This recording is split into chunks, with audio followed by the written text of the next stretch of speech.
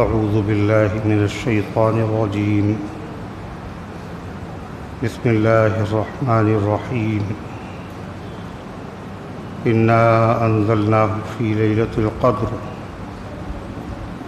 وما ادراک ما لیلۃ القدر لیلۃ القدر خیر من الف شہر تنزل الملائکۃ والروح فیہا بإذن ربہم من کل امر سلام ہی حتی مطلع الفجر صدق اللہ العظیم۔ محترم حضرات، سامعین کرام، حاضرین مسجد، عزیزوں اور بزرگوں، یہ قرآن مقدس کے 30ویں پارے کی مشہور سورۃ القدر کی پاکیزہ، نورانی، مبارک، باعظمت، مطہر آیتیں ہیں۔ دعا کیجیے کہ اللہ تعالیٰ ان مبارک آیات کی روشنی میں صحیح اور سچی بات عرض کرنے کی توفیق نصیب فرمائے اور ہم سب کو عمل کرنے کی توفیق عطا فرمائے۔ قرآن کریم کی صورت میں ایک رکوع ہے اور 5 آیتیں ہیں اور 112 حرف ہیں۔ 112 حرف جو اللہ تعالیٰ کا ایمان والا بندہ اللہ کی توفیق سے اس صورت کو ایک مرتبہ پڑھ لے تو اس کو 1120 نیکیاں، کتنی؟ 1120 نیکیاں اللہ کی طرف سے عطا ہوں۔ اور اگر اس کی تلاوت کو صرف سن لے تو 120 نیکیاں ملے گی۔ بڑے مبارک ہیں اللہ کے وہ بندے جو قرآن پاک پورا قرآن پڑھتے ہیں۔ یہ تو ایک سورت کا ثواب ہوا، پورا قرآن پاک شروع سے لے کر کے آخر تک پڑھتے ہیں، پھر مکمل ہوتا ہے پھر شروع کر دیتے، پھر مکمل ہوتا ہے پھر شروع کر دیتے۔ بڑے مبارک ہیں وہ اللہ کے بندے، اور ہونا یہی چاہیے کہ ہر ہفتے میں قرآن پاک ختم ہو۔ ہر ہفتے میں 7 دن ہیں، پورے قرآن پاک میں 7 منزلیں ہیں، نیچے لکھا ہوا ہے منزل۔ ایک منزل کی روزانہ اگر تلاوت کی جائے تو ایک ہفتے میں قرآن پاک مکمل ہو جائے گا، اور مہینے میں 4 ہفتے ہوتے تو کتنے قرآن پاک ہو گئے؟ 4۔ ہر مہینے میں 4۔ جب ہر مہینے میں 4 ہوئے تو سال میں کتنے ہو گئے؟ جی 48۔ اس سال میں 12 مہینوں میں رمضان کا مہینہ بھی ہے، رمضان کے مہینے میں اور زیادہ پڑھا جاتا ہے قرآن، وہ 48 نہیں ہوں گے، اور زیادہ ہو جائے گا، 50۔ اب یہ 50 قرآن جو ہو گئے اس کے، آپ سمجھ رہے ہیں اس کے بعد کچھ نہیں ہے، اس کے بعد بہت بڑا خزانہ، نیکیوں کا بہت بڑا خزانہ ہے۔ یہ تو کب پتہ چلے گا؟ مرنے کے بعد، جب ضرورت ہوگی اس کرنسی کی، جب ضرورت چلے گی، جب وہاں دنیا کی کرنسی نہیں چلے گی، صرف نیکیاں، وہ ہوگا مالدار جس کے پاس اتنی نیکیاں ہوں۔ اور عجیب بات ہے، بہت سارے لوگ یہ سمجھتے ہیں کہ اگر ہم نے قرآن پاک پڑھا اور پڑھنے کے بعد کسی کو بخش دیا تو سارا ثواب اسی کے پاس چلا گیا، ہم خالی ہاتھ رہ گئے۔ اس لیے ہم اپنا ثواب دوسرے کو کیوں دیں؟ لیکن ایسا نہیں، ایسا نہیں۔ جو کسی کا بھلا چاہتا ہے تو اللہ تعالیٰ اس کے اوپر اور کرم کرتا ہے۔ یہ بندہ ہو کے سخاوت کر رہا ہے تو احکم الحاکمین کی نظر عنایت اس کے اوپر خاص ہوتی ہے۔ جتنے لوگوں کو اس نے ثواب بخشا ہے ان تمام لوگوں کی تعداد کے برابر اللہ اس کو اکیلے ثواب عطا فرمائے، اور وہ جو قرآن اس نے پڑھا تھا، نیکیاں اس کے پاس تھیں، ان میں کمی نہیں ہوگی۔ تو کیا ہی اچھا ہو کہ ہم اس کا مکمل ہونے کا بھی انتظار نہ کریں، تو قرآن پورا ہوگا تب بخشیں گے۔ جی نہیں، جتنا روز پڑھا جائے روز بخشیں۔ بہت سارے لوگ جو ہے کسی کے انتقال کے بعد پارے مانگتے ہیں، تمہارے پاس کتنے پڑے ہوئے پارے ہیں ذرا دے دینا۔ اب وہ کہتا ہے ہم نے تو بخش دیا تھا، یعنی اب ہمارے پاس کہاں رہے، وہ تو کسی اور کے پاس چلے گئے۔ ایسا نہیں ہے، اللہ تبارک و تعالیٰ کی رحمت کے خزانے میں کمی نہیں ہے۔ تو ہونا تو چاہیے ہر ہفتے میں قرآن پاک۔ اس کو کہا جاتا ہے، فقہاء نے لکھا، فمی بشوق۔ فمی بشوق کا مطلب کیا ہوا؟ یعنی سورہ فاتحہ سے شروع کرو، فا کے بعد میم آیا، سورہ فاتحہ سے شروع کرو، پھر کون سی سورت میں میم آتا ہے شروع میں؟ مائدہ۔ اور مائدہ کہاں ہے، کس پارے میں؟ چھٹے پارے میں۔ فا سورہ فاتحہ کا اور میم مائدہ کا۔ پہلی منزل سورہ فاتحہ سے لے کے سورہ مائدہ تک، یعنی سورہ نساء ختم ہوئی، مائدہ شروع ہو رہی، بس یہیں پہ ختم ہو گیا ایک منزل۔ فمی بشوق، پھر فا میم کے بعد آیا یا۔ یا سے اشارہ ہے سورہ یونس کی طرف۔ سورہ یونس کے شروع میں کیا آتا ہے؟ کون سا حرف آتا ہے؟ یا۔ اس لیے پہلی منزل سورہ فاتحہ سے سورہ مائدہ تک، مائدہ داخل نہیں ہے اس میں، سورہ نساء تک۔ پھر مائدہ سے شروع کرو کہاں تک؟ سورہ یونس تک، دو منزلیں ہوئیں۔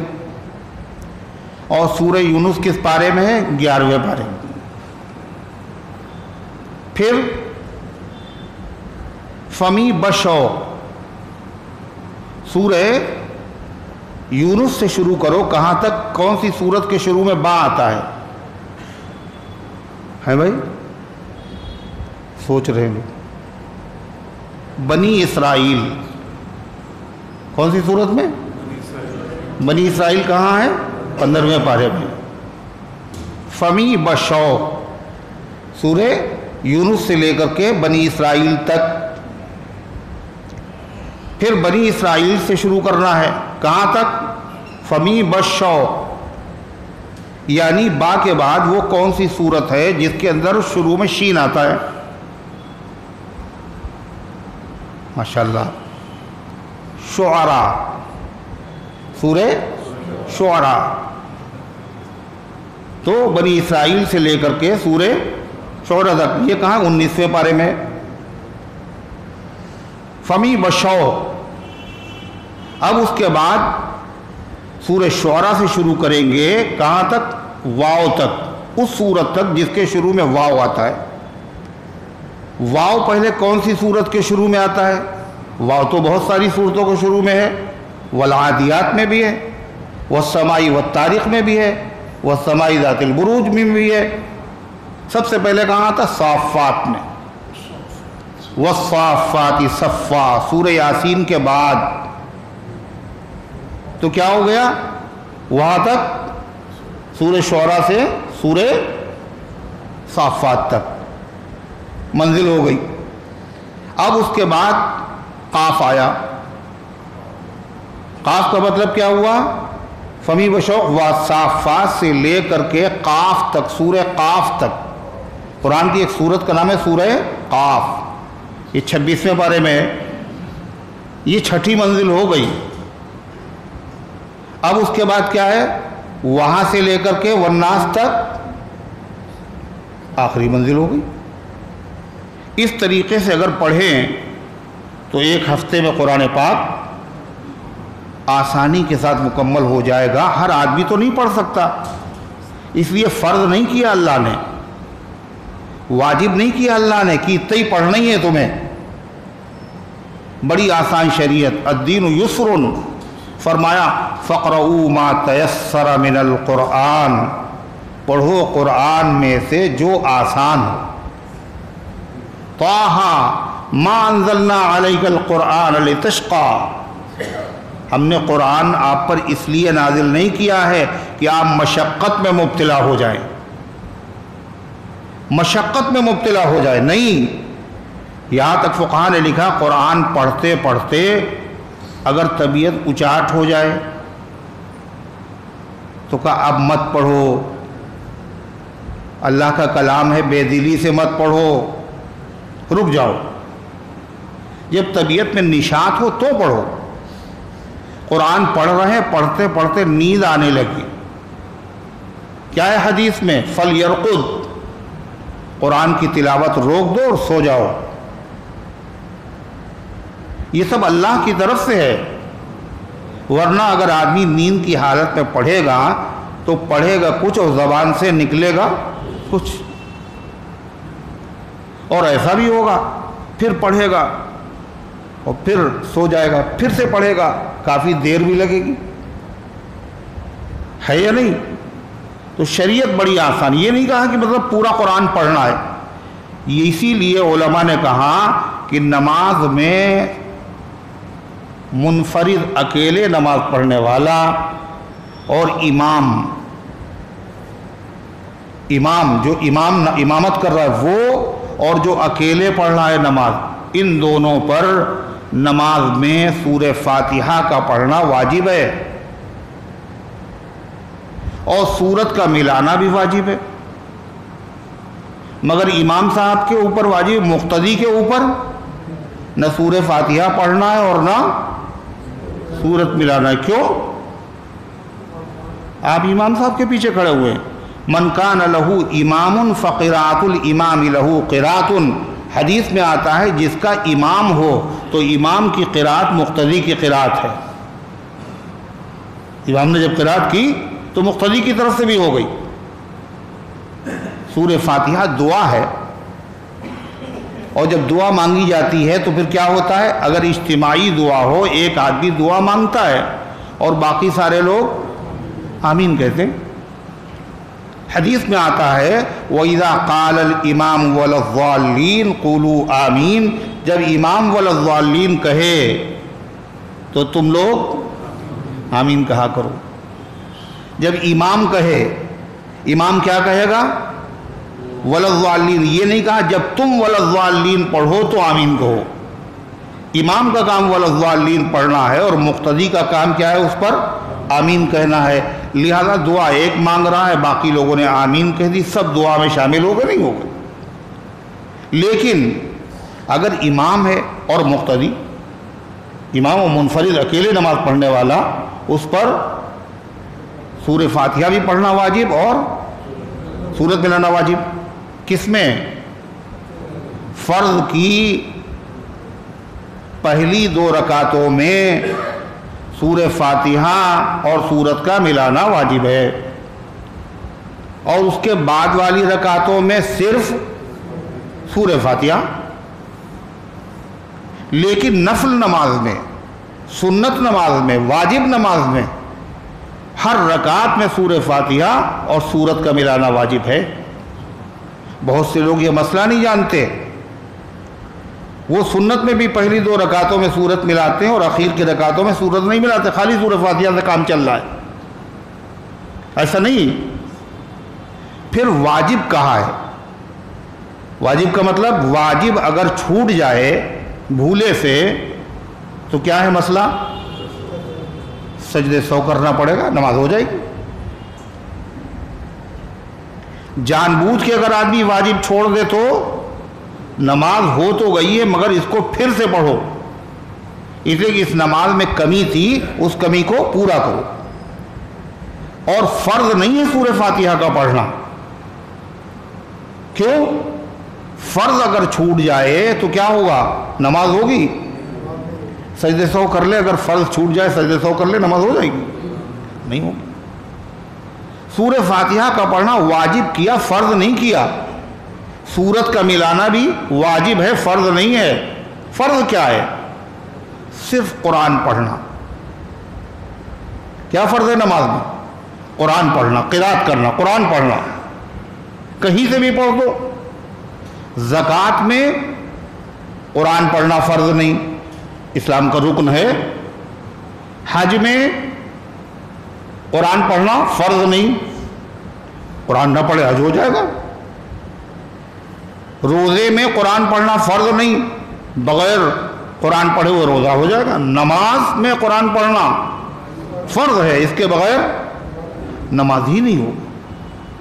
تو فرض ہے، لیکن فرض کیا ہے؟ کہیں سے پڑھ لو، پہلے پارے میں سے، دوسرے پارے میں سے، تیسرے پارے میں سے، 114 سورتوں میں سے کوئی بھی آیت جو بھی آپ کو یاد ہے، نیا نیا مسلمان ہوا اسے یاد ہی نہیں ہے، ایک ہی آیت یاد ہے،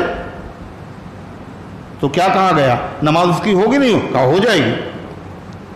فَقْرَؤُوا مَا تَيَسَّرَ مِنَ الْقُرْآنِ، قرآن میں سے وہ پڑھو جو تمہارے لیے آسان ہے، جب بھی نماز تمہاری ہو جائے گی۔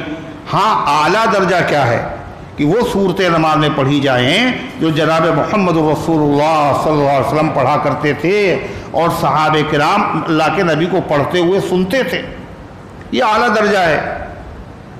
جیسے مثال کے طور پر مغرب کی بعد کی 2 سنتیں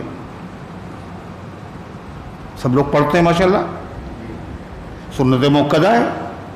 فجر سے پہلے کی 2 سنتیں، اس میں انا اعطینا پڑھ لو، قل هو اللہ پڑھ لو، قل اعوذ برب الفلق پڑھ لو، کوئی مسئلہ نہیں، سنت ادا ہو جائے گی۔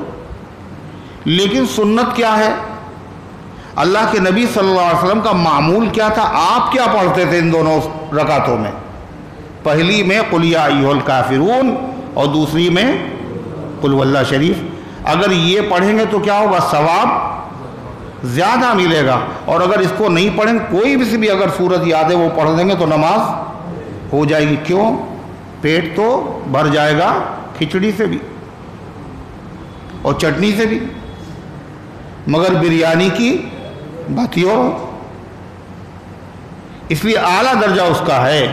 تو بہر صورت اللہ تبارک و تعالی کہ کلام کی ایک سورت اگر پڑھی جائے تو کتنا ثواب ملے گا؟ 1120 نیکیاں کاہے پر؟ سورہ قدر پڑھنے پر۔ اور سبحان اللہ جو ایک سورت پڑھے گا تو اتنا ثواب ملے گا، اور 114 سورتیں پڑھے گا پورا قرآن تو کتنا ثواب ملے گا۔ اور اللہ چاہتا ہے کہ اس کے بندے قرآن پڑھے، اور اللہ کے نبی چاہتے تھے۔ اور یہ بھی سمجھ لیجئے یہ اتنی بڑی نعمت ہے، کبھی کبھی اللہ نعمت بندے کو دیتا ہے، مگر کب دیتا ہے پتہ ہے؟ کہ دیں گے ضرور، مگر بندہ مانگے گا تب دیں گے۔ کبھی کبھی ماں باپ بھی اپنے بچے کا امتحان لیتے، چھوٹے بچوں کا، اگر مانگے گے تو دیں گے، حالانکہ ہے اسی کے لیے، مانگنا اچھا لگتا ہے۔ اللہ فرمایا وَاسْأَلُوا اللَّهَ مِنْ فَضْلِهِ، اللہ قرآن میں کہہ رہا مانگا کرو اللہ کا فضل، اللہ سے مانگا کرو، یعنی اللہ انتظار میں ہے کہ بندہ مانگے تو ہم اسے عطا کریں۔ اور یہاں کیا ہے؟ اگر کسی اور سے اگر مانگ لیجئے تو تعلقات اچھے ہو جائیں گے خراب؟ اچھے بھلے اگر تعلقات کو خراب کرنا ہے تو پھر کیا ہے؟ مانگ لیجئے کسی سے، اور اس سے زیادہ اگر خراب کرنا ہے تو اس کو کچھ پیسہ دے کے پھر اپنا ہی پیسہ اس سے مانگیے۔ ارے ہے نہیں، جب وہ لینے آئے گا تو کس طرح لے گا، لیکن جب اس سے مانگا جائے گا تو پھر اس کی جان نکل رہی ہے، وہ بہانے بنا رہا ہے، کہہ دو گھر میں نہیں ہے، ہر آدمی مانگنے سے کیا ہوتا ہے؟ ناخوش ہوتا، خوش نہیں ہوتا۔ شیخ سعدی شیرازی رحمۃ اللہ نے لکھا، ایک بزرگ نے اپنے مرید سے پوچھا کہ میاں جو ہم نے تمہیں وظیفے بتائے تھے پڑھتے ہیں آپ؟ کہنے لگے حضرت اتنے لوگ آتے ہیں کام کرنے کی فرصت ہی نہیں ملتی، پڑھنے کا موقع ہی نہیں ملتا۔ کہنے لگے ہم طریقہ آپ کو بتاتے ہیں۔ کیا طریقہ ہے؟ کہ جو آپ کے پاس آتے ہیں وہ دو طرح کے ہوں گے، غریب بھی ہوں گے اور مالدار بھی ہوں گے۔ جو غریب ہیں ان کو کچھ پیسہ دے دینا، اور جو مالدار ہوں ان سے کچھ پیسہ مانگ لینا۔ یہ بھی نہیں آئے گا اور وہ بھی نہیں آئے گا۔ یہ مالدار اس لیے نہیں ہے حضرت نے پچھلی بار مانگا تو کہیں پھر کوئی تقاضا نہ کر دیں، اور غریب اس لیے نہیں آئے گا کہیں سوال نہ کر دے، اپنا بقایا نہ مانگ لے۔ مگر اللہ کا معاملہ کیا ہے؟ اللہ انتظار میں ہے کاہے کہ بندہ اللہ سے مانگے۔ کہہ رہا ہے وَاسْأَلُوا اللَّهَ مِن فَضْلِهِ، اللہ سے اس کا فضل مانگو۔ اور یہی نہیں کہ اگر نہیں مانگو گے تو اللہ تم سے ناراض ہو جائے گا۔ سبحان اللہ، لوگ تو مانگنے سے ناراض ہوتے، اللہ کا کرم اور نوازش دیکھو وہ نہ مانگنے سے ناراض ہوتا ہے۔ مَن لَّمْ يَسْأَلِ اللَّهَ يَغْضَبْ عَلَيْهِ، جو اللہ سے نہیں مانگتا اللہ اس پر غضبناک ہوتا ہے۔ کیوں؟ مانگنا یہ صفت کس کی ہے؟ بندے کی ہے۔ بھئی بندہ اگر ہے تو اس کو ضرورت ہوگی کسی نہ کسی چیز کی۔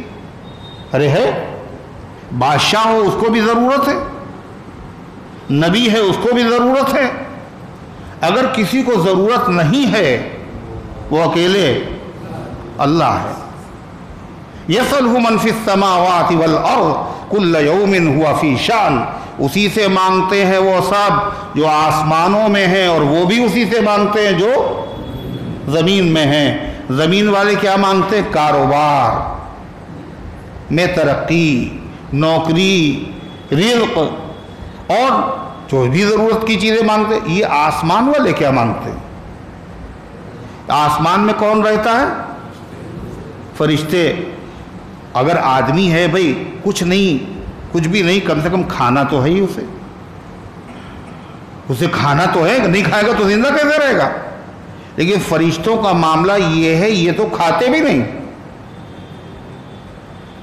ان کو تو پیاس بھی نہیں لگتی، ان کو کپڑوں کی ضرورت نہیں، یہ سوتے بھی نہیں ہیں، نیند کی بھی ان کو ضرورت نہیں ہے۔ پھر اے اللہ یہ کیا مانگتے؟ انسان تو مانگ رہا ہے جو سراپا محتاج۔ کون ہے جو نہیں ہے حاجت مند؟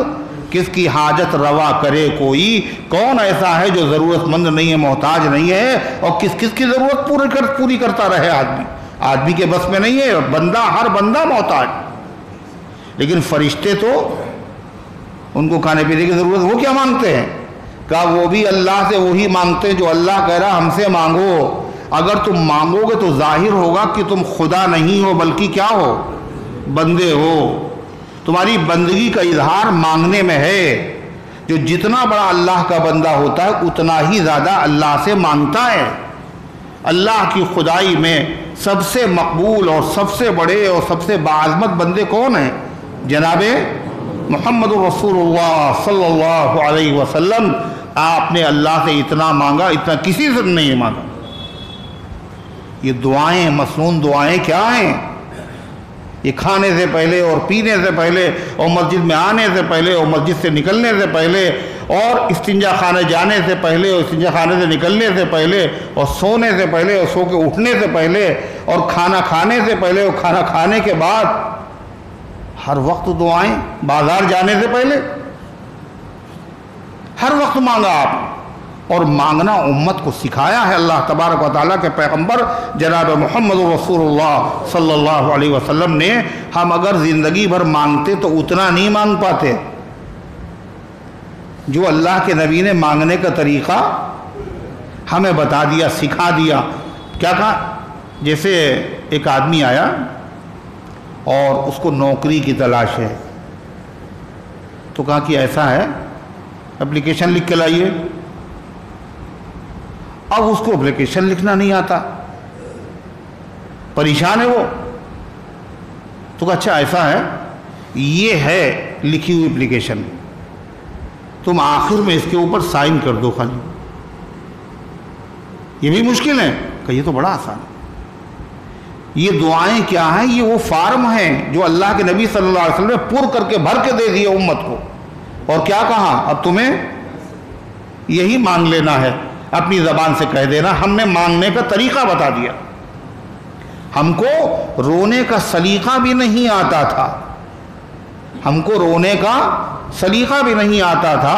کس نے پیدا میرے اشکوں میں روانی کر دی. یہ صدقہ ہے جناب محمد رسول اللہ صلی اللہ علیہ وسلم کا. آپ نے مانگا بھی اور مانگنا بھی سکھا دیا. تو باہر صورت کیا کہا, جب ساری چیزیں مانگی جائیں تو ایسی چیز کیوں نہ مانگی جائے کہ جس کے مانگنے کے بعد اللہ کہتا اب تمہیں مانگنے کی ضرورت نہیں, اب تمہیں مانگنے, جو مانگنے والوں کو ہم دیں گے اس سے اچھی چیز تمہیں دیں گے. وہ چیز کیوں نہ مانگ لی جائے.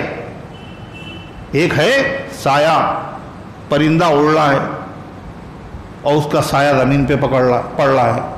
آدمی سائے کو پکڑ رہا ہے, پکڑ پائے گا اس کو؟ جیسے آگے بڑھے گا اور آگے بڑھ جائے گا. سائے کو پکڑنا ہے تو کیا کرو, پرندے کو پکڑ لو. دعائیں کر رہے ہم, فرمایا تمہیں ایسی چیز بتائیں تم ہم سے وہی چیز مانگ لو, ایسی چیز جس کے بعد تمہیں مانگنے کی ضرورت نہیں ہوگی. مانگنے والوں کو جو ہم دیں گے اس سے اچھی چیز ہم تمہیں بغیر مانگے ہوئے عطا کریں گے. جانتے ہیں وہ کیا چیز ہے؟ من شغلہ القرآن عن مسئلتی, جس کو قرآن نے مشغول کر لیا, اپنے اندر لگا لیا. کاہے سے؟ دعا مانگنے سے. اتنا قرآن اس نے پڑھا, اتنا پڑھا کہ اس نے دعا مانگنے کا موقع اسے نہیں ملا. چلو اتنا اور پڑھ لیں, اتنا اور پڑھ لیں, اتنا اور پڑھ لیں.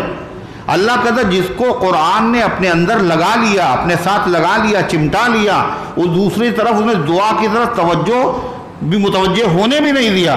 اللہ فرماتا اعطیتہ افضل ما اوتی السائلین, اللہ فرماتا اس بندے کو اس سے بہتر چیز ہم عطا کریں گے جو مانگنے والوں کو ہم مانگنے کے بعد میں دیں گے.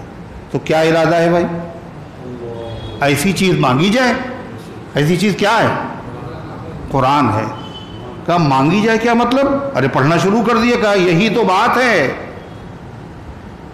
معمولی چیزیں جو ہیں وہ مانگنے سے ملتی ہیں, بڑی قیمتی چیزیں مانگنے سے ملتی ہیں, بغیر مانگے وہ ملتی.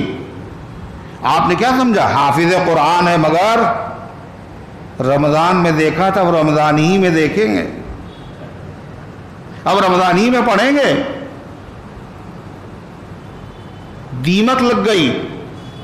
مسئلہ پوچھ رہے ہیں قرآن میں دیمک لگ گئی, اور بتائیے مولانا کیا کریں قرآن کو,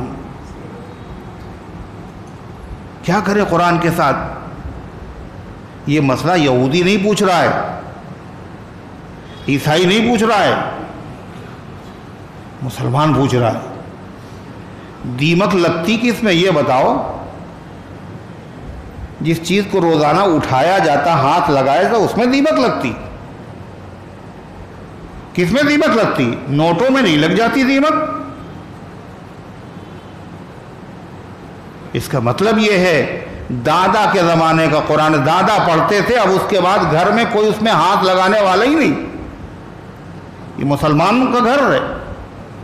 دیمک لگ گئی. اللہ اللہ, اس قدر قرآن سے بے توجہی, اور تم یہ سمجھ رہے ہو کہ اللہ کی تمہارے اوپر عنایت ہوگی. سن لو قرآن میں خدا کیا کہہ رہا ہے, وَمَن يَعْشُ عَن ذِكْرِ الرَّحْمَنِ نُقَيِّضْ لَهُ شَيْطَانًا فَهُوَ لَهُ قَرِينٌ, جو رحمان کے ذکر سے دوری اختیار کرے گا, اللہ کہتا ہم اس پر شیطان کو مسلط کر دیں گے. اور کیا کہا؟ من اعرض عن ذکری فإن له معیشة ضنکا, جو ہمارے ذکر سے اعراض کرے گا ہم اس کی زندگی کو اجیرن بنا دیں گے, اس کی زندگی کو بدمزہ بنا دیں گے. کون کہہ رہا ہے؟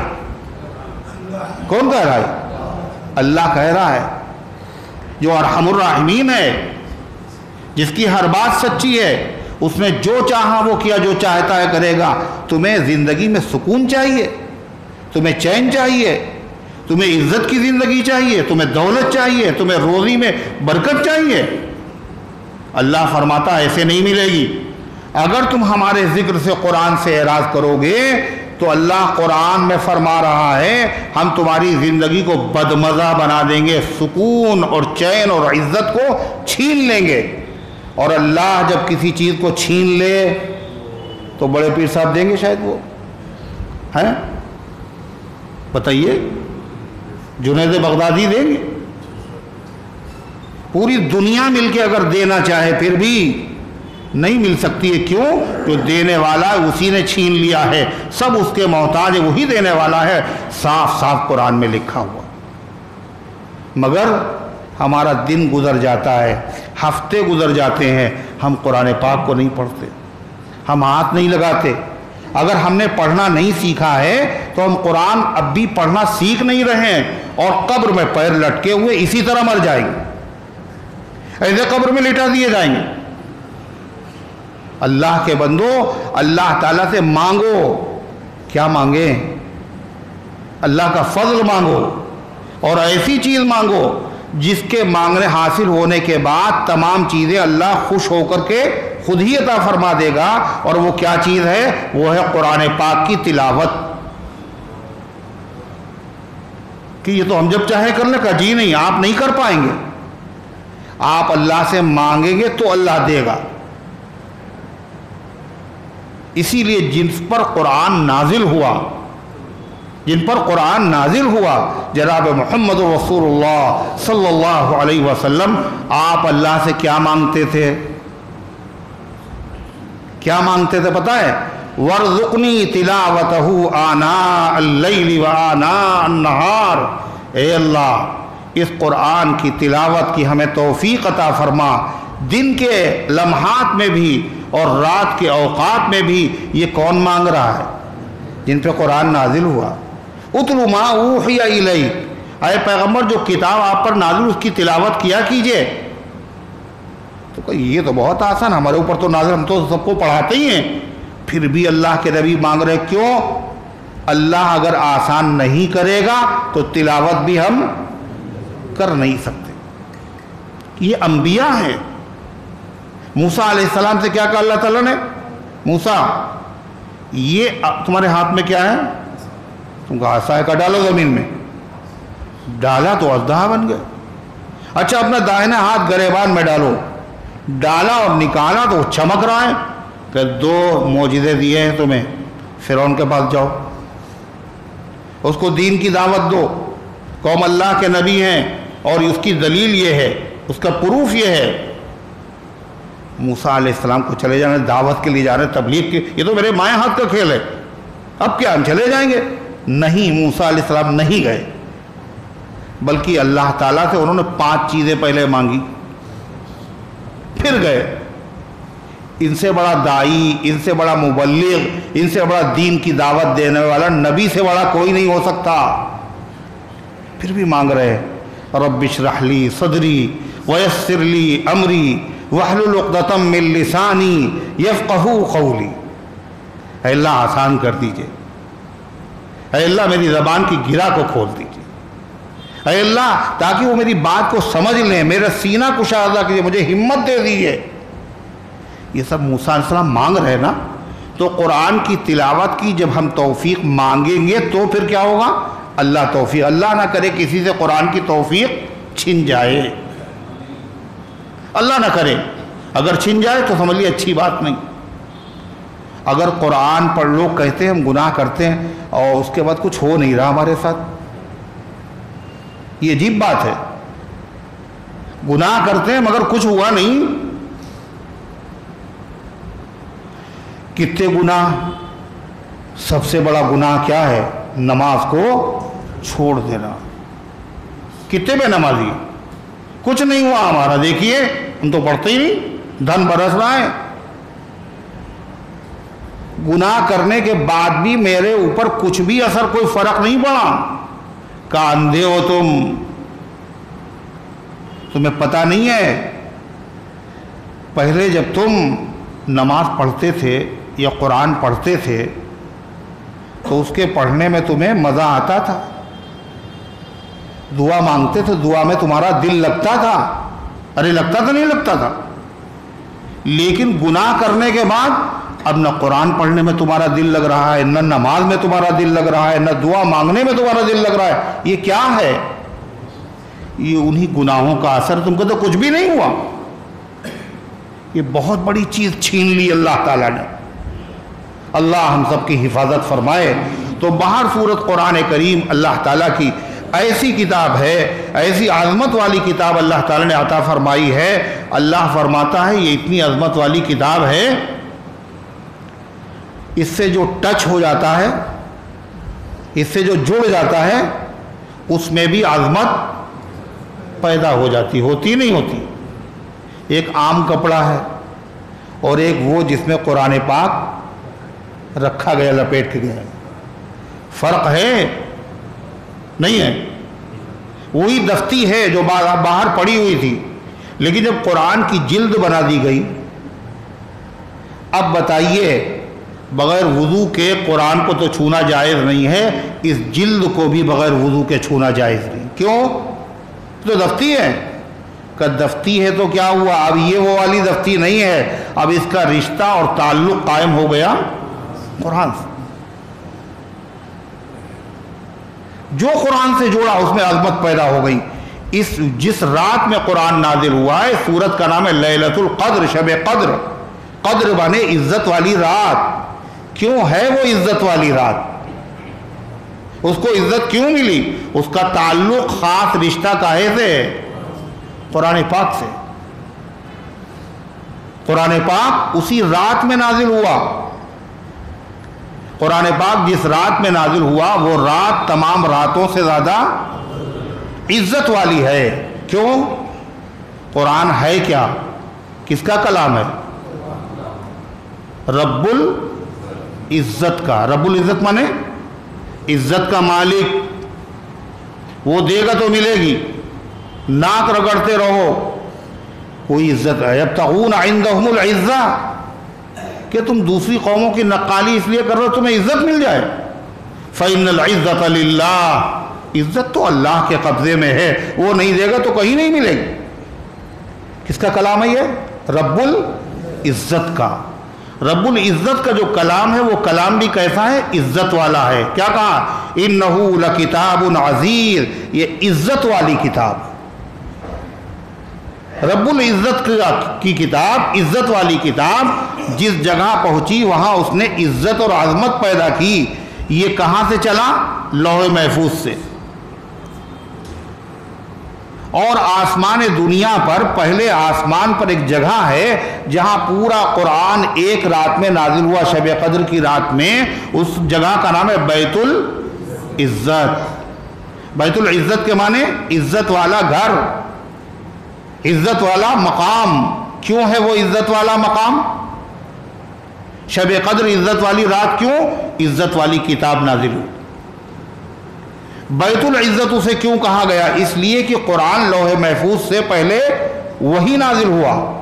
اور میں نے آپ کو بتایا تھا سورہ بنی اسرائیل کی آخری آیت کون سی ہے؟ اس کا نام کیا ہے؟ آیت العزت. یاد ہے؟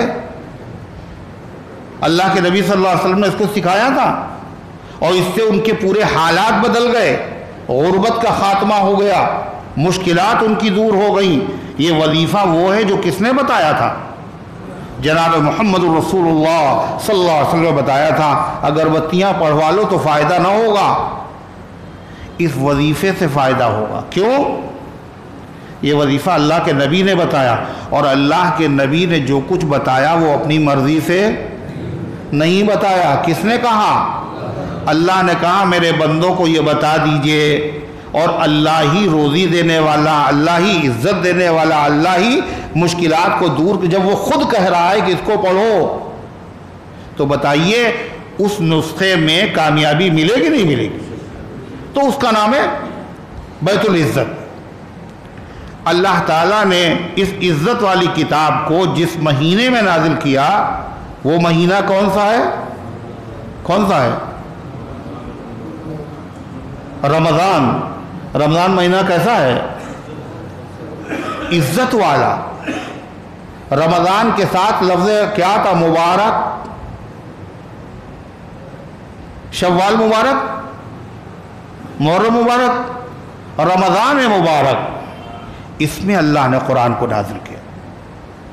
جہاں جہاں قرآن پہنچ رہا ہے اس میں عزت قرآن نے پیدا کر دی۔ یہ رب العزت کا کلام ہے، یہ عزت والی کتاب ہے۔ جس مہینے میں نازل ہوا وہ مہینہ عزت والا، جس رات میں نازل ہوا وہ رات عزت والی، جس عاشرے میں نازل ہوا، کون سے عشرے میں نازل ہوا؟ محرم کے عشرے میں، رمضان کے اخیر عشرے میں وہ عشرہ عزت والا، جس رات میں نازل ہوا وہ رات عزت والی۔ اور جو فرشتہ اس کو لے کر کے آیا وہ فرشتہ کون ہے؟ وہ جبریل علیہ السلام۔ اور یہ جس امت کے لیے نازل ہوا وہ امت کیسی ہے؟ بے عزت ہے، بڑی عزت والی ہے یہ امت۔ اللہ اللہ، فرشتوں میں اس کا چرچا ہے۔ آسمان اور زمین کے پیدا کرنے سے 2000 سال پہلے، کتنے؟ آسمان اور زمین بنانے سے 2000 سال پہلے اللہ تعالیٰ نے قرآن کریم کی 2 سورتیں فرشتوں کے سامنے خود پڑھی۔ تلاوت کس نے کی؟ اللہ نے۔ کس کے مجمع میں؟ کس کے سامنے؟ فرشتوں کے سامنے۔ قرآن کی 2 سورتیں۔ کون سی 2 صورتیں پتہ ہے؟ صرف 2 صورتوں کی بات، پورے قرآن کی بات 2 صورتیں، ایک سورہ یاسین اور ایک سورہ طٰہٰ۔ سورہ یاسین اور سورہ طٰہٰ۔ جب اللہ تعالیٰ نے اس کی تلاوت کی تو فرشتوں نے کیا کہا وہ سنیے۔ کہا بڑی مبارک ہوگی وہ امت جس کو یہ دونوں صورتیں اللہ کی طرف سے عطا کی جائیں گی۔ ابھی دنیا نہیں بنی ہے، نہ آسمان نہ زمین، ابھی کوئی نبی دنیا میں نہیں آیا، انسان میں نہیں ہے، اس سے پہلے کی بات ہے۔ فرشتے کہہ رہے ہیں بڑی عزت والی ہوگی وہ امت جس کو اللہ تعالیٰ یہ دونوں صورتیں عطا فرمائے گا۔ اور پھر کہا بڑے عزت والے ہوں گے وہ لوگ جو اس امت میں سے اس کو اپنے سینے میں محفوظ کر لیں گے، حافظ ہوں گے۔ پورے قرآن کے حافظ نہ صحیح، مسلمانوں میں ایک بہت بڑی تعداد ایسی ہے جو سورہ یاسین کے بولو حافظ ہیں۔ اس لیے جو حافظ قرآن جب تراویح سناتے ہیں تو سورہ یاسین جب پڑھتے ہیں تو بہت ہوش میں پڑھتے ہیں۔ یہ تو سبھی کو یاد ہے، کوئی بھی ٹپک سکتا ہے، کوئی بھی لقمہ دے سکتا ہے۔ تو سورہ یاسین کے حافظ، قرآن کا دل، اور سورہ طٰہٰ۔ کہا بڑی مبارک ہوگی وہ امت، بڑی عزت والی ہے وہ امت جس کے لیے اللہ یہ صورتوں کو نازل کرے گا، اور اس امت میں بڑے مبارک ہوں گے وہ لوگ جس کو اپنے سینے میں محفوظ کریں گے، اور بڑے مبارک ہوں گے وہ لوگ جن کی زبان پر اس سورت کے کلمات جاری ہوں گے۔ کون سی سورت؟ سورہ یاسین، سورہ طٰہٰ۔ وہ اس کو پڑھنے والے بھی مبارک ہوں گے۔ اللہ تبارک و تعالیٰ نے قرآن پاک کے ساتھ عزت وابستہ کی ہے، تو جو فرشتہ لے کے آیا وہ عزت والا۔ اچھا، جس زبان میں قرآن نازل ہوا وہ زبان عزت والی ہے۔ نماز ترکی میں ہو سکتی ہے، فارسی میں ہو سکتی، اذان، خطبہ،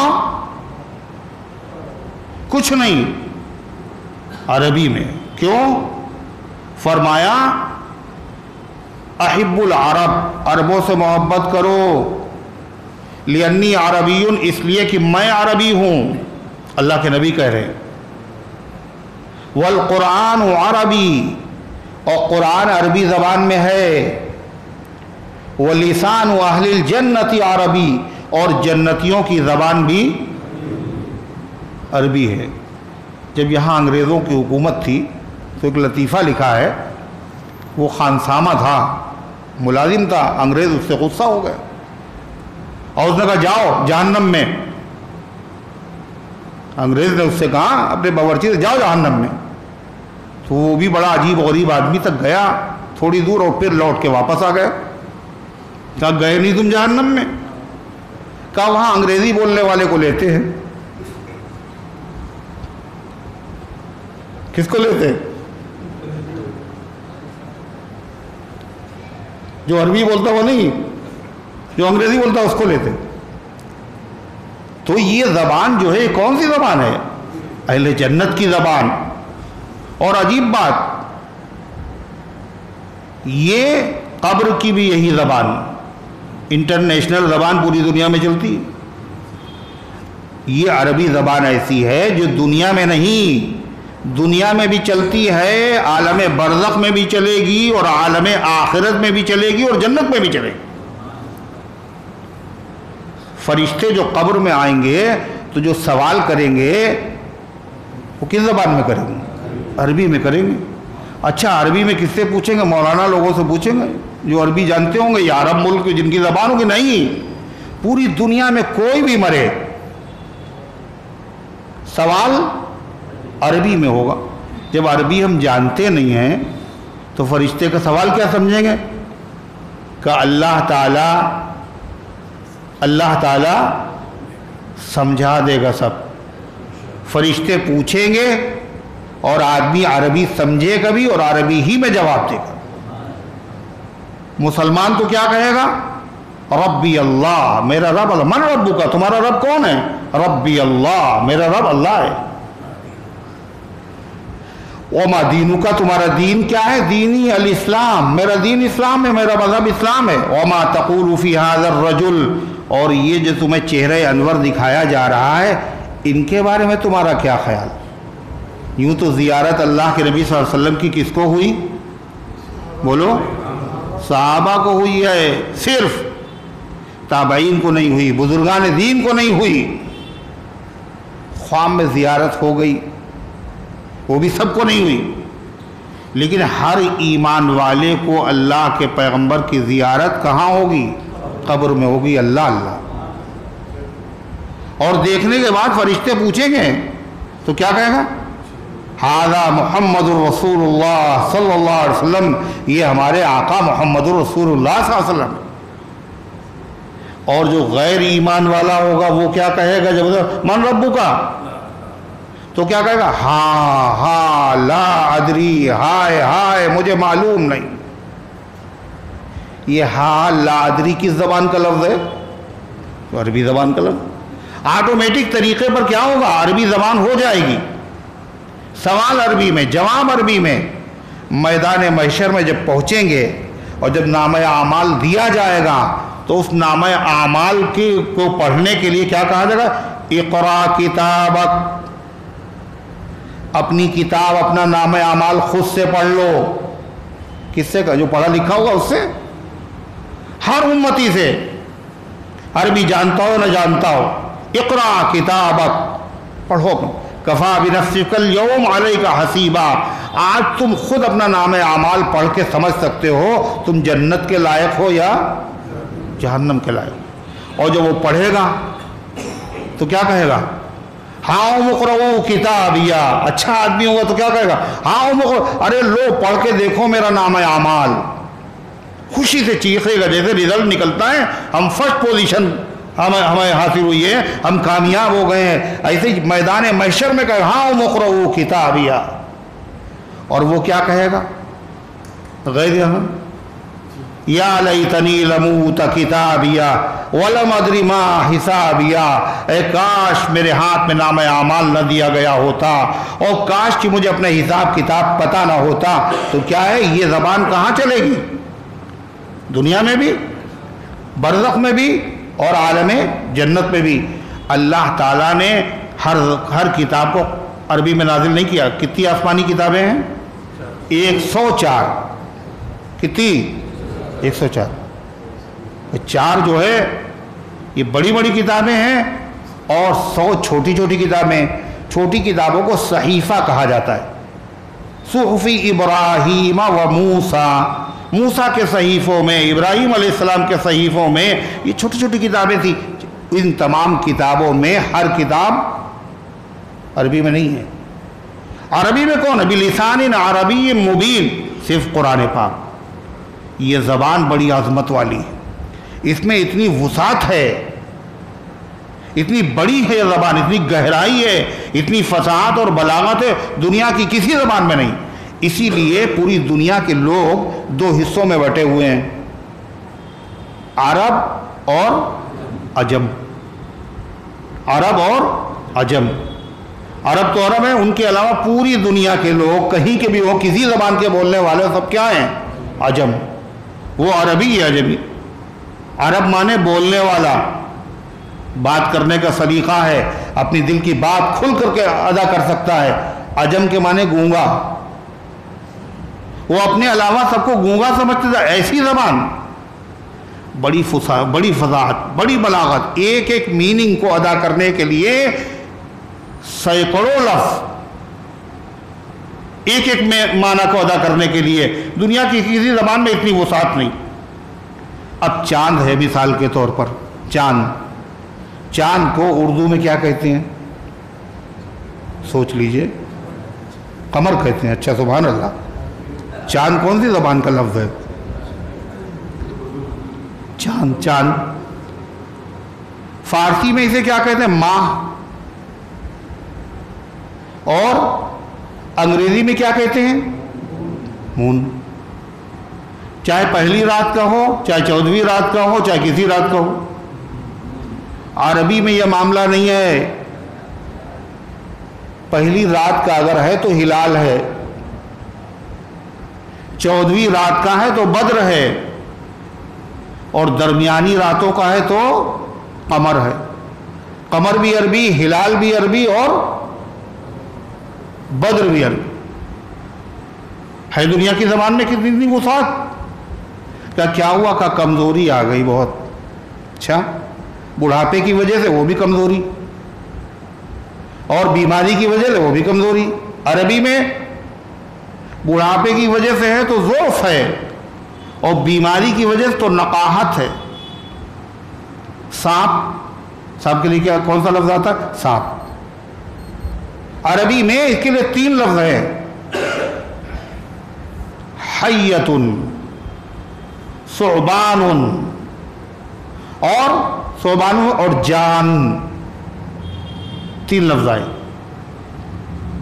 موسیٰ علیہ السلام جو اپنا عصا ڈالا تو کہیں قرآن نے کہا کأنہا جان، وہ سانپ بن گیا، کہیں کہا گیا ثعبان مبین، کہیں کہا گیا حیۃ تسعی۔ 3 لفظ آئے۔ جان اس سانپ کو کہتے ہیں جو پتلا ہو اور بڑی تیزی سے وہ حرکت کرتا ہے، جو پتلا ہوتا ہے بڑی تیز چلتا ہے۔ اور ثعبان کہتے ہیں اس سانپ کو جو بہت موٹا ہو، جس کو چلنے میں دقت ہو، جلدی دوڑ نہ پاتا ہو، جس کو اژدہا کہا جاتا ہے، اجگر۔ اور عام سانپ اگر ہے تو اس کو عربی میں کیا کہتے ہیں؟ حیہ کہتے ہیں۔ عجیب غریب بات ہے، اللہ تعالیٰ نے موسیٰ علیہ السلام کے معجزے میں بتایا کہ وہ اس طرح سانپ بن گیا جیسے پتلا سانپ ہوتا ہے، جان۔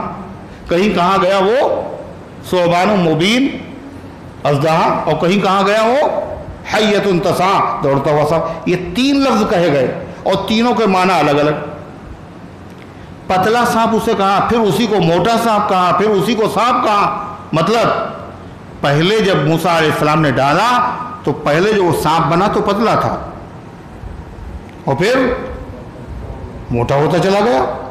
یہ تھا تو وہ موٹا، یعنی وہ ثعبان موٹا بھی، اژدہا بھی تھا، اور پتلا سانپ بھی تھا، اور سانپ بھی تھا، یعنی تھا تو بہت موٹا، مگر جس طرح موٹا سانپ دوڑ نہیں پاتا وہ ایسا نہیں تھا، بالکل پتلے سانپ کی طرح بڑی تیزی کے ساتھ حرکت کرتا تھا۔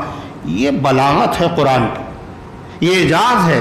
اللہ نے اس کے لیے اپنے کلام کے لیے جس زبان کو منتخب کیا ہے وہ زبان دنیا کی زبانوں میں سب سے اعلیٰ درجے کی ہے، اور وہ زبان کون سی ہے؟ عربی۔ تو عربی زبان، قرآن پاک جہاں جہاں پہنچا اس نے اس میں عزت اور قدر اور عظمت پیدا کی۔ جس زبان میں نازل ہوا وہ زبان بڑی عظمت والی ہے.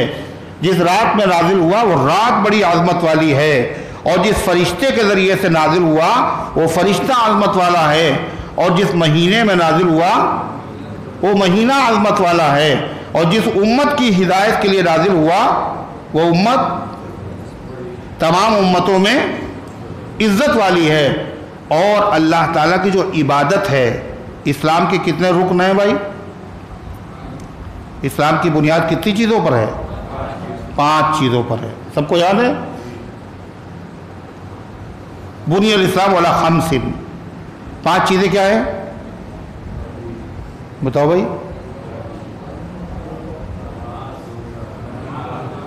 نماز، روزہ، زکوٰۃ، حج، یہ تو 4 ہی ہوئے ہیں. شہادت اللہ الہ الا اللہ واشہد ان محمد عبدہ ورسولہ، اس بات کی گواہی دینا کہ اللہ کے علاوہ کوئی عبادت کے لائق نہیں ہے اور محمد صلی اللہ علیہ وسلم اللہ کے رسول ہے. یہ کیا ہے؟ اسلام کے ارکان، بڑی بڑی عبادتیں. ان عبادتوں میں بھی تفصیل ہے. کیا تفصیل ہے؟ سب سے پہلا رکن کیا ہے؟ توحید کے بعد نماز. سب سے پہلے فرض بھی کیا ہوا امت پر؟ نماز. کہاں فرض ہوئی؟ مکے میں. مکے میں کئے سال رہے آپ؟ 13 سال. مکے میں نماز تھی.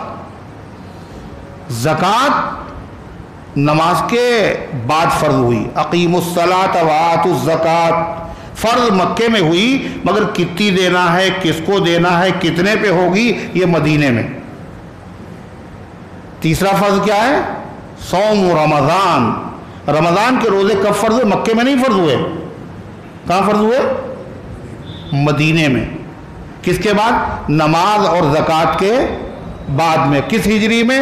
سن 2 ہجری میں. روزے. اور آخری رکن کیا ہے؟ حج. اور حج کب فرض ہوا؟ مدینے میں فرض ہوا، اور سب سے آخر میں فرض ہوا 10 ہجری میں اللہ کے نبی صلی اللہ علیہ وسلم کا انتقال ہوا، اور 9 ہجری میں ہے 11 میں آپ کا انتقال ہوا، 9 میں حج فرض ہوا. 9 میں جب حج فرض ہوا تو حضور پاک صلی اللہ علیہ وسلم حج کرنے کے لیے، کرانے کے لیے خود نہیں گئے، بلکہ آپ نے امیر الحج کس کو بنایا پتہ ہے؟ حضرت ابوبکر صدیق. 2 نمازیں ایسی ہیں جن میں امیر کی ضرورت ہوتی ہے. 4 رکن ہیں، نماز، روزہ، زکوٰۃ، حج. ان 4 میں سے 2 عبادتیں ایسی ہیں جس میں امام کی ضرورت ہے اور امیر کی ضرورت ہے.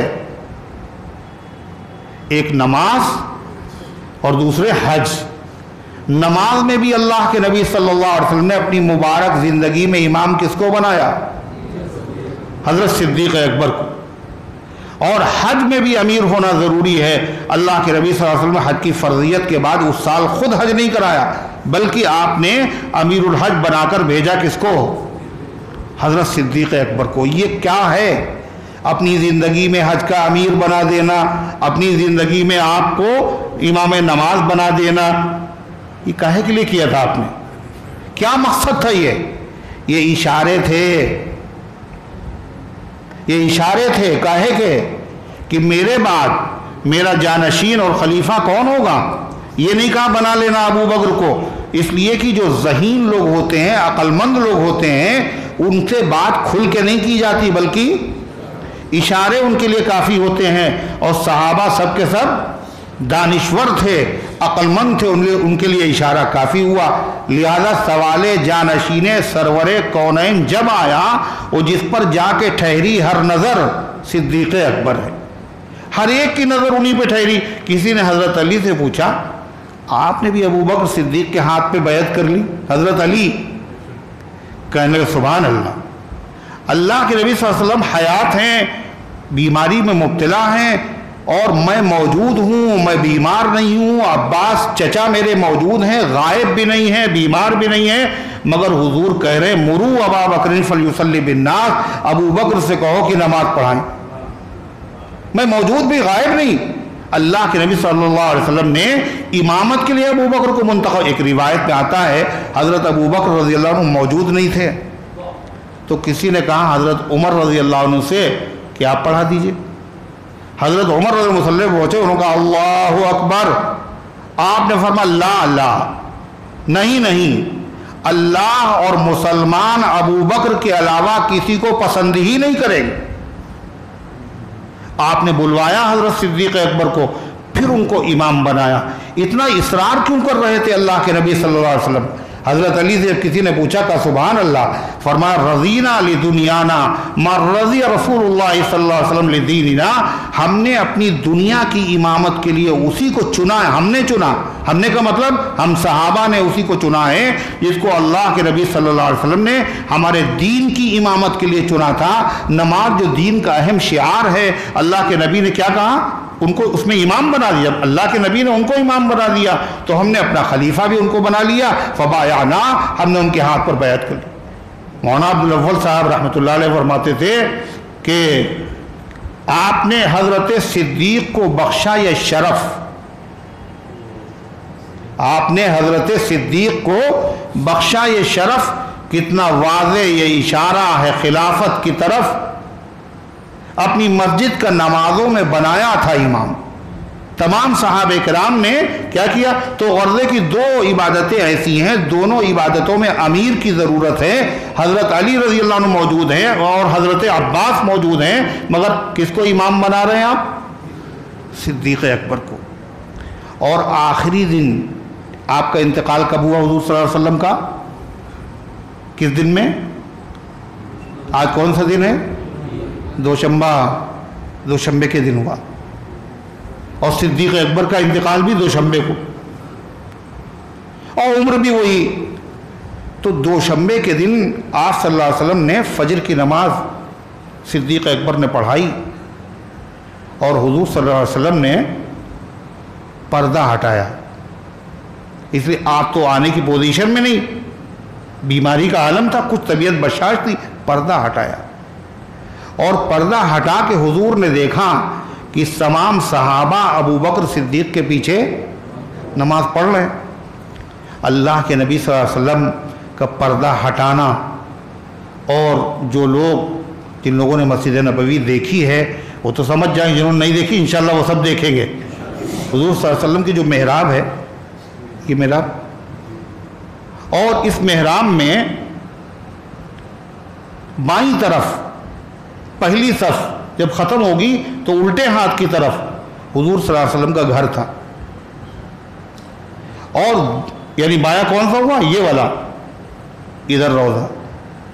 اور اس کے بالکل سامنے جب یہ صف ختم ہوتی داہنی طرف، وہاں کس کا گھر تھا؟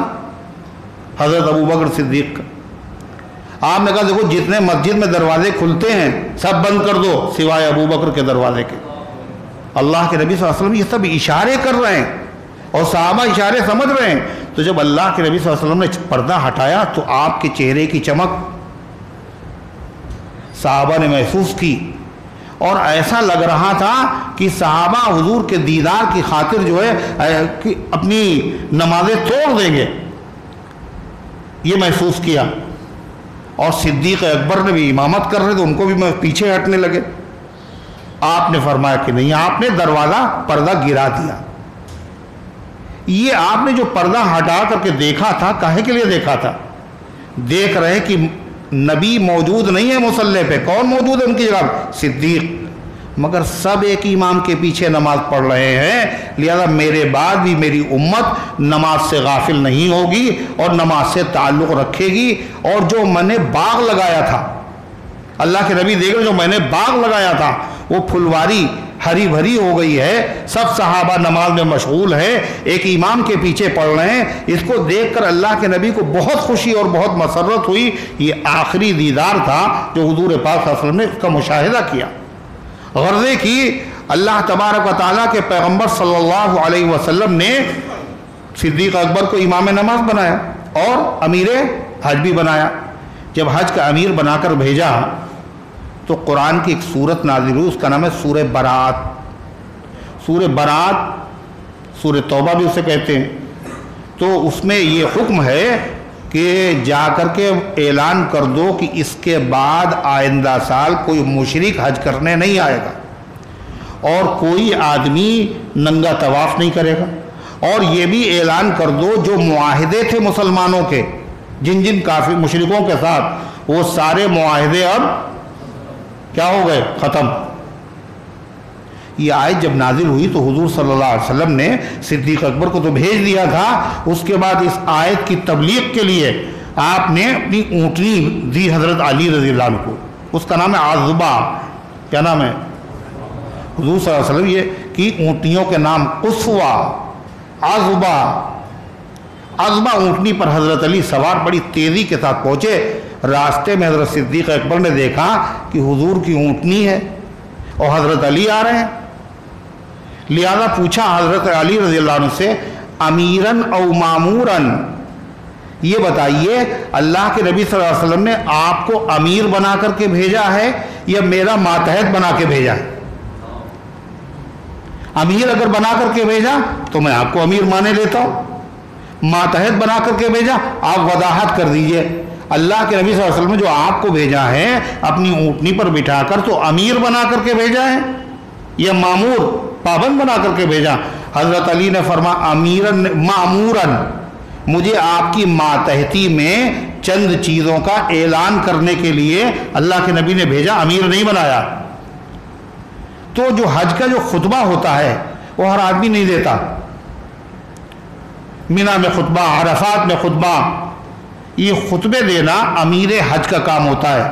یہ سارے خطبے کس نے دیے؟ حضرت صدیق اکبر رضی اللہ عنہ نے دیے ہیں، اور حضرت علی رضی اللہ عنہ نے کیا کیا؟ وہ جو اعلان آپ نے بھیجا تھا وہ اعلان حضرت علی اور حضرت ابو ہریرہ رضی اللہ عنہ نے فرمایا۔ تو غرضے کی دو نمازوں میں، دو عبادتوں میں امیر کی ضرورت ہوتی، دونوں میں حضور پاک صلی اللہ علیہ وسلم نے کس کو بنایا امیر؟ صدیق اکبر کو۔ حج کب فرض ہوا؟ سب سے آخر میں، لیکن آپ حج کرنے نہیں گئے، اس سال تو ابو بکر صدیق کو بھیجا۔ اور عجیب بات، ابو بکر صدیق کی زندگی نبی کریم صلی اللہ علیہ وسلم کی زندگی کا بالکل عکس ہے، آئینہ۔ صدیق اکبر جب خلیفہ ہوئے تو اس سال جب حج ہوا تو صدیق اکبر خود نہیں گئے حج کرانے۔ جب حج فرض ہوا تو اللہ کے نبی خود نہیں گئے حج کرانے، بلکہ صدیق اکبر کو امیر حج بنا کر بھیجا۔ حضرت صدیق اکبر جب خلیفہ ہوئے تو اس سال حج کرانے خود نہیں گئے۔ کیوں؟ اس لیے کہ امت فتنوں میں گھری ہوئی تھی۔ حضرت صدیق اکبر مدینہ طیبہ میں موجود رہے اور اپنا نائب اور امیر بنا کر کس کو بھیجا؟ حضرت عمر کو بھیجا پہلے سال۔ دوسرے سال حضرت صدیق اکبر نے خود جا کر کے حج کرایا۔ اللہ کے پیغمبر صلی اللہ علیہ وسلم نے حج کی فرضیت کے بعد پہلے حج خود نہیں کرایا، پہلے صدیق اکبر کو بھیجا، اور آئندہ سال حضور پاک صلی اللہ علیہ وسلم نے حج کیا، اور وہ آپ کا آخری حج تھا فرضیت کے بعد، اور فرض ہونے کے بعد وہ پہلا حج تھا جس کو حجۃ الوداع کہا جاتا ہے۔ تو غرضے کی یہ 4 اسلامی رکن ہیں، ان میں ترتیب بھی ہے، پہلے نماز، پھر بھول گئے زکوٰۃ، پھر روزہ، اور سب سے آخر میں حج۔ اور ان میں سے سب سے افضل کون سی عبادت؟ روزہ یا زکوٰۃ یا حج؟ نماز ہے سب سے افضل عبادت۔ کیوں؟ راز کیا ہے؟ شب قدر سب سے افضل کیوں ہے؟ اس رات میں قرآن نازل ہوا۔ رمضان سب سے افضل کیوں ہے؟ اس میں قرآن نازل ہوا۔ اخیر عشرہ سب سے افضل کیوں ہے؟ اس میں قرآن نازل ہوا۔ اللہ کے نبی صلی اللہ علیہ وسلم پر قرآن نازل ہوا، جبریل قرآن لے کر کے، عربی زبان افضل کیوں؟ اس میں قرآن نازل ہوا۔ نماز سب سے افضل عبادت کیوں؟ اس لیے کہ چاروں ارکان میں قرآن کی تلاوت شرط نہیں ہے، جز نہیں ہے۔ نہ حج کا جز ہے قرآن پڑھنا، نہ روزے کا جز ہے، نہ زکوٰۃ کا جز ہے۔ اگر جز کسی عبادت کا ہے تو کون ہے وہ؟ نماز۔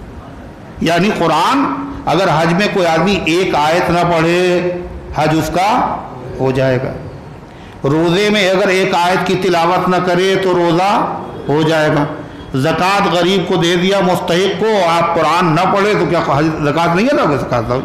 لیکن نماز میں اگر آپ قرآن نہ پڑھے تو نماز نہیں ہوگی۔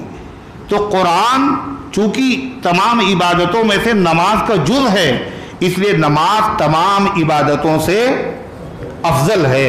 تو جہاں جہاں قرآن پہنچا ہے، قرآن نے اس چیز میں کیا کیا؟ قرآن عظمت والا، رب العزت کا کلام ہے، عزت والے کا کلام ہے، عزت والا کلام ہے۔ یہ جہاں جہاں پہنچا اس نے اس چیز کے اندر عزت اور رفعت اور بلندی پیدا کر دی۔ مسلمانوں سے اللہ کے نبی صلی اللہ علیہ وسلم کیا کہا دنیا سے جاتے ہوئے؟ دیکھو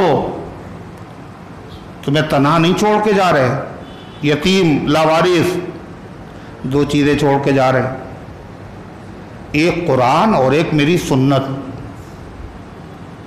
دونوں کا خیال رکھو گے تو کوئی تمہیں سیدھے راستے سے ہٹا نہیں سکتا، لیکن قرآن کو جب تک پکڑے رہو گے، پکڑے رہنے کا مطلب ہاتھ میں پکڑے رہو گے، ہیں ہاتھ میں پکڑے رہو گے۔ ایک بزرگ سے مرزا مظہر جانے جانا رحمۃ اللہ علیہ، تو انہوں نے کہا کہ ایک صاحب سے کہ یہ جو سراہی ہے اس کو اٹھا کے لائیے ذرا، مگر گردن پکڑ کے نہ لانا، پیٹ پکڑ کے لانا۔ سراہی کی گردن ہوتی نہیں ہوتی، پتلی سی، اور نیچے چوڑا سا حصہ ہوتا ہے، کہ گردن پکڑ کے نہ لانا، پیٹ پکڑ کے لانا۔ تو اتنے سمجھدار آدمی تھے، سراہی کو انہوں نے پکڑا ہاتھ سے اور دوسرے ہاتھ سے اپنا پیٹ پکڑ لیا، اپنے پیٹ پکڑ لیا۔ انہوں نے کہا تھا سراہی کا پیٹ پکڑ کے لانا، کہیں نازک سی گردن ہے، کہیں گر نہ جائے۔ تو اسی طریقے سے کیا بتایا، کیا کہہ رہے تھے، کیا کہا؟ گمراہ نہیں ہوگے، دو چیزوں کو پکڑے رہنا۔ کون کون؟ قرآن اور سنت۔ قرآن کو پکڑے رہنے کا مطلب ہاتھ میں پکڑے رہنا، بس ہر وقت سو رہے تو قرآن پکڑے ہوئے، جاگ رہے تو قرآن پکڑے ہوئے، مسجد جا رہے تو قرآن پکڑے ہوئے، بازار جا رہے، یہ مطلب نہیں ہے۔ قرآن کو پکڑنے کا مطلب یہ ہے قرآن میں جو لکھا ہوا ہے اس لکھے ہوئے پر عمل کرتے رہنا۔ قرآن میں جو لکھا ہوا ہے اس پر عمل کرتے رہنا، اور قرآن میں جو کچھ لکھا ہوا ہے اس پر عمل ہوگا کیسے، یہ بتاؤ کیسے ہوگا؟ قرآن کو دیکھ لے تو ہو جائے گا عمل، قرآن کی تلاوت خالی کر لے ہو جائے گا عمل، قرآن کی تلاوت خالی سن لے تو ہو جائے گا عمل۔ عمل ہو نہیں سکتا جب تک کہ قرآن کے مسائل، قرآن کی آیتیں، قرآن میں اللہ تعالیٰ نے جو کچھ بیان کیا ہے جب تک وہ ہم سنیں گے نہیں تو عمل نہیں۔ پہلا قدم، پہلا زینہ علم، اور دوسرا ہے عمل۔ جب تک علم نہیں ہوگا، عمل نہیں ہوگا، آدمی مر جائے گا اگر علم نہیں ہے تو عمل اس کے اندر کبھی عمل کر ہی نہیں سکتا، قبر میں دفنا دیا جائے گا۔ تو قرآن کو پکڑنے کا مطلب قرآن میں جو کچھ بیان کیا گیا ہے اس کو جانیے، اور جاننے کے بعد اس پر عمل کیجیے، اللہ سے توفیق مانگیے۔ اور جانیں گے کیسے؟ اسی سلسلے میں بزرگوں نے یہ سسٹم قائم کیا کہ درس قرآن کا جانشین امام اہل سنت حضرت مولانا عبدالعلیم صاحب فاروقی دامت برکاتہم نے اس مسجد میں درس قرآن کا سلسلہ شروع کیا، اور پورے لکھنؤ میں سب سے پہلے درس قرآن کس نے دیا؟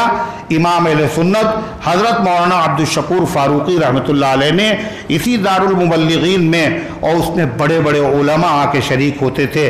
ندوۃ العلماء سے مولانا مرتضیٰ صاحب جو ناظم تھے کتب خانے کے، وہ بھی اپنا آنا بیان کرتے، بڑے بڑے علماء آتے تھے۔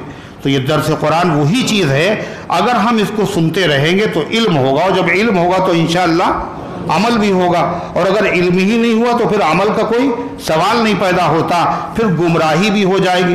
بہت سارے لوگ ہیں جن کو کوئی آدمی جو ہے کچھ بھی بتا دیتا وہ اپنے مان لیتے ہیں، اور کیا ہوتا ہے کتنے لوگ قادیانی ہو گئے، کتنے لوگ رافضی ہو گئے، کتنے لوگ کسی اور طبقے میں چلے گئے۔ کیوں؟ اس لیے کہ علم نہیں تھا۔ جب علم ہوگا تو عمل کے، تو فرمایا ایک کتاب اللہ اور دوسرے میری سنت۔ حضور پاک صلی اللہ علیہ وسلم نے ارشاد فرمایا، اور آخر میں آپ نے کیا کہا؟ کیا کہا تھا آپ نے امتحان لینے کے لیے صحابہ سے کہ لاؤ کچھ لکھوا دیں تم گمراہ نہ ہو؟ تو کیا کہا گیا تھا؟ حسبنا کتاب اللہ۔ حضور امتحان لے رہے ہیں، دیکھیں صحابہ کو کچھ اور انتظار ہے، لہذا صحابہ امتحان میں پاس ہو گئے۔ کہا اے اللہ کے نبی لکھوانے کی ضرورت نہیں ہے، اللہ کی کتاب ہمارے لیے کافی ہے۔ لیکن یہ کافی کیسے ہوگی؟ اس کو پڑھیں، اس کی زیارت کریں، اس کے معانی کو سنیں، اس کے مطالب کو سنیں، اور اس کے بعد اس پر عمل کریں، تو غرضے کی نماز کے اندر عظمت کیوں پیدا ہوئی؟ اس لیے کہ قرآن نماز میں پڑھا جاتا ہے، شرط ہے۔ جہاں جہاں قرآن پہنچا اس نے عظمت پیدا کی۔ اس سورت کا نام جو میں نے تلاوت کی ہے، کیا نام ہے اس کا؟ لیلۃ القدر۔ لیل کے معنی رات اور قدر معنی عزت والی رات۔ یہ رات تمام راتوں سے عزت والی ہے کیوں؟ ریزن کیا ہے؟ سبب کیا ہے؟ بنیاد کیا ہے؟ اللہ تعالیٰ سے خود پوچھئے۔ اللہ فرماتا انا انزلناہ فی لیلۃ القدر۔ اس میں عظمت اور عزت اور شرافت اس لیے پیدا ہوئی کہ ہم نے اتارا ہے۔ کس نے؟ ہم نے۔ اللہ کہہ رہا ہم نے، نام نہیں لیا، ہم نے اتارا۔ ہم نے، یہ کون کہتا ہے؟ عظمت والا۔ معمولی نہ سمجھنا، اتارنے والے کون ہیں؟ ہم ہیں۔ اور اللہ سب سے عظمت والا۔ ہم نے اس کو اتارا ہے۔ کس کو؟ یہ نہیں کہا ہم نے قرآن کو، ہم نے اس کو اتارا۔ اس کو کیوں کہا؟ اس لیے کہ دنیا جانتی ہے کہ جس کو اللہ نے اتارا وہ کیا چیز ہے؟ قرآن پاک ہے۔ کب اتارا ہم نے؟ ہم نے اس کو اتارا۔ ہم عظمت والے ہیں، ہمارا کلام عظمت والا ہے، لہذا جس رات میں ہم نے اتار دیا وہ رات بھی عظمت والی ہے۔ انا انزلناہ فی لیلۃ القدر۔ ہم نے اس کو اتارا ہے عزت والی رات میں۔ وہ تمام راتوں سے زیادہ عزت والی رات ہے۔ اور عزت کی رات کیوں ہے؟ اس لیے کہ قرآن کے نزول کا اس سے رشتہ اور تعلق ہے۔ عزت والی کتاب ہے، جو اس سے رشتہ اور تعلق پیدا کرے گا اس میں بھی کیا ہوگا؟ عزت پیدا ہوگی۔ اللہ کے نبی نے کیا فرمایا تھا؟ دیکھو اللہ اسی کتاب کے ذریعے سے عزت عطا کرے گا، اور اسی کتاب کے ذریعے سے میری امت کے لوگوں کو اللہ کیا کر دے گا؟ ذلیل کر دے گا۔ جب تک اس سے وابستہ رہیں گے تو عزت ملے گی، اور جب اس سے رشتہ ٹوٹ جائے گا تو ذلیل ہو جائیں گے۔ دنیا نے ان کو بھی دیکھا جن کو قرآن کی وجہ سے اللہ نے عزت دی تھی۔ کیا ہوا تھا بتائیے؟ دجلہ میں کیا ہوا تھا؟ دریائے دجلہ کا پل جب ٹوٹ گیا تو مسلمانوں نے کیا کیا تھا؟ وہاں 60,000 گھوڑے اور سعد بن ابی وقاص صحابی رسول کھڑے ہوئے، فاروق اعظم رضی اللہ عنہ کا زمانہ ہے۔ انہوں نے کیا کہا؟ موسیٰ علیہ السلام کے ساتھیوں کے لیے خدا نے دریائے نیل میں راستے پیدا کیے تھے، ہم تو محمد رسول اللہ صلی اللہ علیہ وسلم کے غلام ہیں کہ دریا ہمیں راستہ نہیں دے گا؟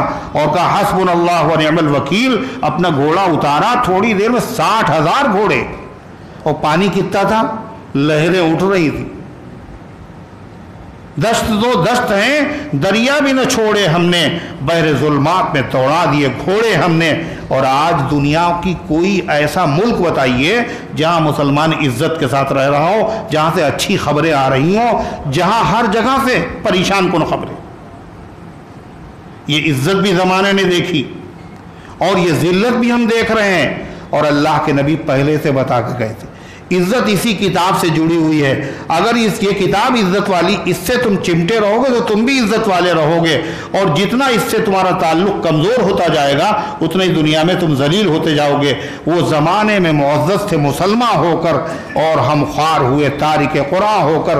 کاش کہ ہمیں احساس پیدا ہو جائے اور ہم روزانہ تلاوت کرنے والے بنیں، اپنے بچوں کو تلاوت کرانے والے بنیں، ان کی تلاوت کی عادت ڈالیں، سنیں، اور معانی اور مطالب کو سنیں، اور اللہ سے توفیق مانگیں، اس پر عمل کرنے کی کوشش کریں۔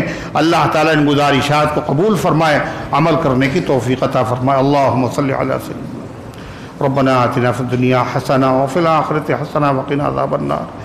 اے اللہ ہم سب کی حاضری کو اپنی رحمت سے قبول فرما، ایمان کامل عطا فرما، اعمال صالحہ کی توفیق عطا فرما، نفس شیطان کے دھوکے سے، برے کاموں سے، بری باتوں سے اے اللہ ایک ایک امتی کی حفاظت فرما۔ اے اللہ رحمت والے، جنت والے، مغفرت والے کام کرنے کی توفیق عطا فرما۔ اے اللہ قرآن پاک کی تلاوت کی ہم سب کو توفیق عطا فرما۔ اے اللہ قرآن کی عظمت، اس کی محبت، اس کا عشق ہر ایمان والے اور ایمان والی کے دل میں پیدا فرما دے۔ اے اللہ قرآن سے سچی وابستگی نصیب فرما، اپنے حبیب صلی اللہ علیہ وسلم کی سچی محبت نصیب فرما۔ اے اللہ شریعت پر چلنا ہم سب کے لیے آسان بنا دے، اے اللہ گناہوں سے بچنا ہم سب کے لیے آسان فرما دے، اے اللہ اس درس قرآن کو اپنی رحمت سے قبول فرما، اس کے فیض کو گھر گھر کے اندر پہنچا دے، اس کی برکت سے عقائد، اعمال، اخلاق، معاشرے کی اصلاح فرما، اے اللہ اس کی برکت سے بیماروں کو شفا عطا فرما، حاجت مندوں کی حاجتوں کو پورا فرما، غلط مقدمات میں ماخوذ لوگوں کو عزت کے ساتھ بری فرما دے، اے اللہ جہاں زوجین میں اختلاف ہے، نفرتیں ہیں، کدورتیں ہیں، اے اللہ محبت پیدا فرما دے، اے اللہ جو اولاد سے محروم ہے نیک اور صالح اولاد عطا فرما، اے اللہ جن کے وہاں امید ہے عافیت کے ساتھ، اے اللہ ان کے وہاں ولادت عافیت کے ساتھ ہو جائے، اے اللہ جو دنیا سے جا چکے ان سب کی مغفرت فرما، جنہوں نے دعاؤں کے لیے کہا ہے ان کا ہم پر حق ہے، یہ وہ امید رکھتے ہیں مالک ان سب کے نیک مقاصد میں کامیابی نصیب فرما، ہم سب کو اسلام پر زندہ رکھ، ایمان پر موت دے،